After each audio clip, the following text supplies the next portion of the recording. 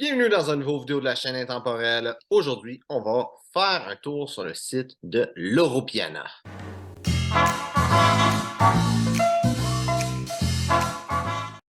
Donc, l'Europiana, c'est une compagnie qui est reconnue surtout pour son cachemire. C'est un des plus grands producteurs, si ce n'est pas le plus grand producteur de cachemire et, sans contredit, le plus prestigieux producteur de cachemire au monde. Et il est reconnu pour le cachemire. Beaucoup de monde qui ne savent pas trop c'est quoi le cachemire. On entend souvent, spécialement si tu es au Québec, avec les annonces de papier de toilette, là, cachemire là, qui se vendent d'être super doux. Tout le monde s'imagine que le cachemire, c'est un tissu qui est très doux et que la raison d'être du cachemire, c'est d'avoir quelque chose de doux. Mais c'est pas vrai. C'est sûr que le fait que ça soit doux, c'est un plus, sauf si tu veux pas quelque chose de doux. Mais le cachemire, c'est un matériel très, très, très spécial. C'est comme de la laine.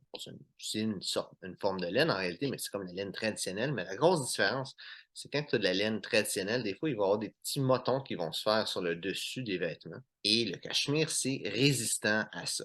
Ça prévient ça, en réalité. Donc, on va pouvoir aller regarder sur le site de l'Europiana, qui n'a pas juste du tissu, ils ont aussi des vêtements, leur propre gamme de vêtements. C'est une compagnie de vêtements de luxe, en réalité. Donc, on voit le site de l'Europiana. Il y a un gars caché dans le fond à droite. C'est clairement plus les femmes qui sont leur public cible. Mais c'est pas grave.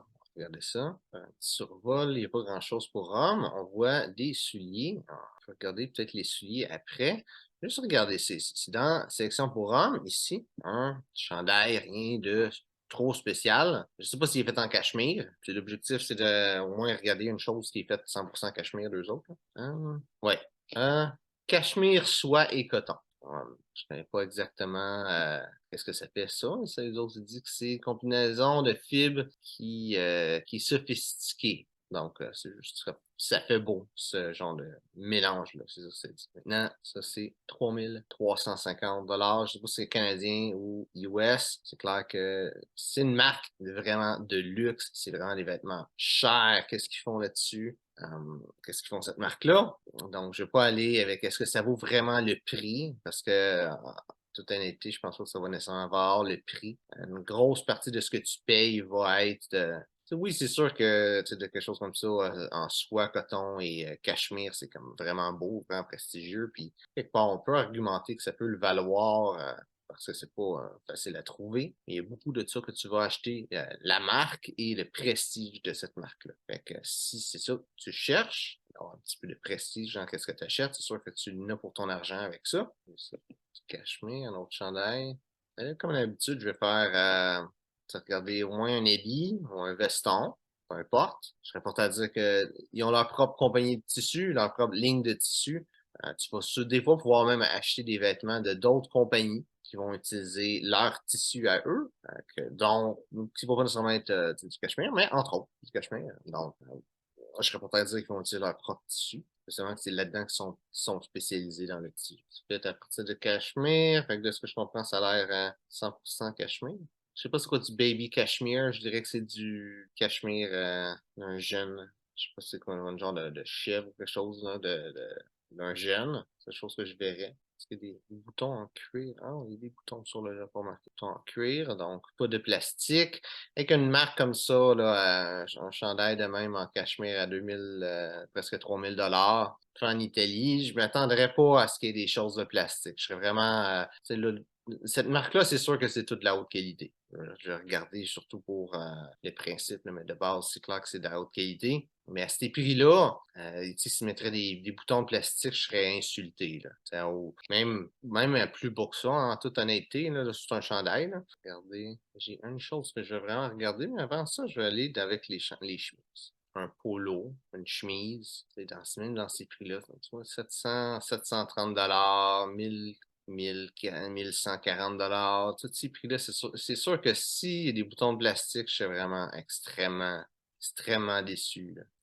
Je dirais à partir de peut-être 150, 200 $ là, dans ce range-là, là, c'est là que je devrais assumer que les boutons de plastique, ça s'en va, puis c'est du knock de perle. Ou sinon un autre genre de coquillage, ou selon quel vêtement sais qu'est-ce que c'est.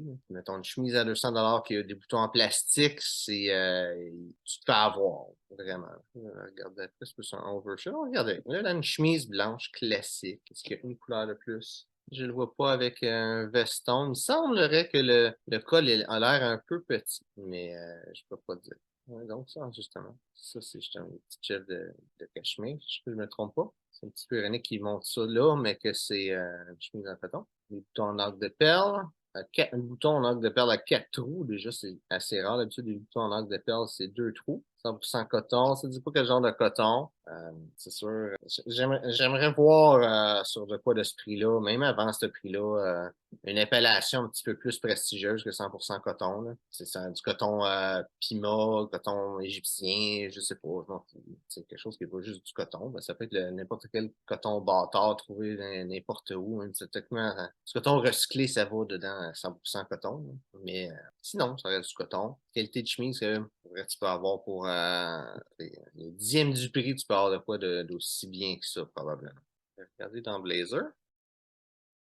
Je regarde les prix, tu as des choses vraiment, vraiment assez folles, comme ça à 20 000 $. Donc, sweater jacket, Milano jacket. Donc, ça, c'est un vrai. Ça, c'est des vrais blazers. On va regarder. Ça me semble être le même, mais juste avec un qui est une veste droite, l'autre une veste croisée. Donc, en cachemire, ben, c'est sûr que si tu as l'argent d'acheter des vêtements de l'Europeana, blazer en cachemire, c'est une belle pièce à avoir. Là. Le blazer en tant que tel, c'est quelque chose de très versatile, très facile à porter. Donc, personnellement, j'aime pas le fait que les boutons soient si foncés que ça. Peut-être que faire changer les boutons, ça serait une idée, mais déjà, quand tu payes ce prix-là pour un veston, tu espérais avoir des bons boutons. Mais c'est une question de goût. Des boutons comme ça, moi, chez un blazer, j'aime mieux des boutons pop qui se voient en métal, des boutons or, par exemple. Ça dit pas rien d'autre sur les boutons. Qu'est-ce que c'est? Mis à part le fait que c'est un tissu en cachemire, il n'y a rien de si spécial que ça avec ça. Les autres, j'imagine que ça va être tout assez similaire. J'ai ça, je sais pas c'est quoi un jacket Spagna. On va regarder ça un petit peu. Pour pouvoir le surpose si tu veux lire ça, mais de ce que ça dit, ça réinterprète les classiques de l'Europeana avec du cachemire et l'intérieur qui est fait en fourrure. Fait que c'est plus comme un genre de manteau d'hiver, genre field jacket ou veste on m'échappe, la veste. Genre veste safari, mais c'est pas le bon terme que ce que j'ai là. Fait en cachemire, puis avec un tissu technique à 4%, je sais pas, c'est peut-être c'est un petit quelque chose pour le rendre plus imperméable. C'est vraiment un manteau plus hiver, automne-hiver, début de printemps. En réalité, ça là, c'est plus pour se tenir au chaud que vraiment pour le style. Donc, avec la fourrure de castor, pas avec ça, je peux comprendre que c'est cher, mais je ne dirais pas si ça vaut vraiment la peine. Ah, je suis un petit peu déçu avec leurs vêtements. Comme ton vêtement tissu, c'est bien, mais le reste, mis à part que, comme je dis, ça va chercher le côté prestigieux, un petit peu décevant. Il y a beaucoup de marques moins chères qui vont faire des choses que je considère un petit peu mieux. Regardez les souliers maintenant, avec des loafers, ils n'ont pas un grand choix. Il y a une sorte de soulier. Je pensais le trouver dans les loafers parce que techniquement, c'est un genre de loafer, mais techniquement, c'est pas tout à fait un loafer non plus. Donc, ça se peut que ce soit pas là-dedans. Semelle qui dit l'Europeana avec des L puis des P un peu partout. Ouais, des semelles en caoutchouc, qui n'est pas nécessairement une mauvaise chose. Une semelle en caoutchouc. C'est sûr que des semelles en cuir, c'est un petit peu plus prestigieux, mais c'est comme loafer pour porter en automne. Je pense que là, on est déjà dedans les vêtements d'automne de toute façon. Ça vaut la peine quand même. Lining en cuir, l'extérieur en cuir, un semelle cousu. Ça me semble être c'est un prix, c'est cher, mais tu sais, je sais pas de quoi nécessairement mauvais. Quoi qu'on dirait que la semelle est juste comme cousue à moitié. Qui est pas, pour de quoi à ce prix-là, je m'attendrais cousu au complet. Là. Même moins cher que ça, je m'attendrais cousu au complet. Je vais regarder les sneakers qui sont faits en laine. Je suis pas un gars de sneakers, de ce genre de souliers-là, mais le fait que ça soit fait en laine, ça rend ça un petit peu plus spécial. Puis à quelque part, c'est quelqu'un qui paierait ce montant-là, au moins c'est comme le monde qui va acheter des souliers Nike à 1000$ ou dans l'édition spéciale. Ça, c'est pour pour la collection, c'est une affaire, mais pour le porter de même dans la vie de tous les jours, au moins, il y a, il y a un plus-value avec ça, là, même si c'est déjà cher. J'espérais en ligne. C'est comme ça, parce que je cherche comme celui que je voulais regarder un peu, mais on dirait qu'ils l'ont plus. Une chose qui ont été reconnues ces temps-ci, c'est le soulier, le Summer Walk. Non, il est plus là. Le Summer Walk, qui est un soulier loafer qui ressemble beaucoup à celui-là. Je vais regarder lui. Et lui, un petit peu plus cher, mais c'était dans les mêmes ranges, le prix. Lui, ça, c'est une botte Chukka. C'était juste plus bas, puis ça faisait un loafer. Beaucoup d'autres marques qui ont décidé de faire leur propre version de ce soulier-là. Zara en a fait un cette année. Semelle est cousue. Ce que je comprends, c'est front stitch, donc c'est juste l'avant de la semelle qui est cousue. Et en Suède, fait que 30 points. Pour vrai, je suis un petit peu déçu de l'Européenne. Marque avec des prix chers comme ça, je ne m'attendrais pas à ce qu'ils coupent les coins ronds nécessairement. Donc, c'est ça pour mon analyse de l'Européenne. Désolé que là, il commence à faire noir. Là, il y a un orage qui annonce dehors. La luminosité est plus bonne, mais j'ai une lumière, j'ai une fenêtre juste là. Désolé pour ça. Donc, ben, j'espère que tu as mes vidéos. Si c'est le cas, like, partage. Si tu as des questions sur le style classique masculin, mets ça dans les commentaires. Ça me fait un plaisir d'y répondre. Donc, merci d'avoir regardé la vidéo et on se voit une prochaine fois.